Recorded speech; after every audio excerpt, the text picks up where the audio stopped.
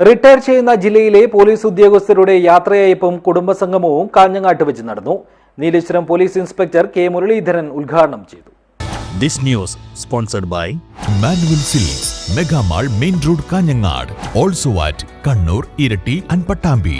കാസർഗോഡ് ജില്ലയിലെ 2000 ബാച്ച് പോലീസിൽ നിന്നും ഏപ്രിൽ മെയ് മാസങ്ങളിൽ റിട്ടയർ ചെയ്യുന്നവരുടെ യാത്രയയപ്പും കുടുംബസംഗമവുമാണ് കാഞ്ഞങ്ങാട് ബേക്കൽ ഇന്റർനാഷണൽ ഹോട്ടലിൽ വെച്ച് നടന്നത്.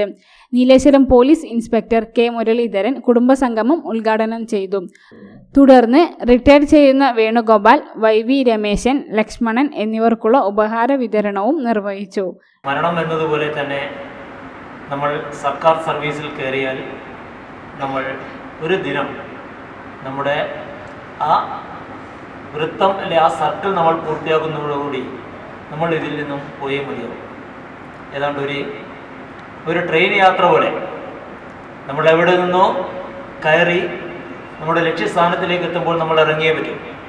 അത് 56-ാമത്തെ വയസ്സാകുമ്പോഴേക്ക് 55-ൽ നിന്നും ഒരു വർഷം കൂടി കൂടുതൽ കിട്ടി.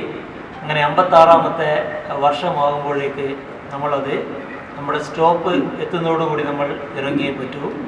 ആ സ്റ്റോപ്പിൽ ഇറങ്ങിയിട്ട് വേണം വരുന്ന തലമുറയ്ക്ക് അവിടത്തേക്ക് കയറിക്കൂടാൻ വേണ്ടി. അപ്പോൾ നമ്മൾ എങ്ങനെ നമ്മളെ പുറത്താക്കാൻ പറ്റും എന്നതിനെക്കുറിച്ച് പിന്നിൽ നിൽക്കുന്ന ആളുകൾ കാത്തു നിൽക്കുകയാണ്. നമ്മൾ ഇറങ്ങിയിട്ട് വേണം ആ സ്ഥാനത്തേക്ക് അവർ കയറാൻ.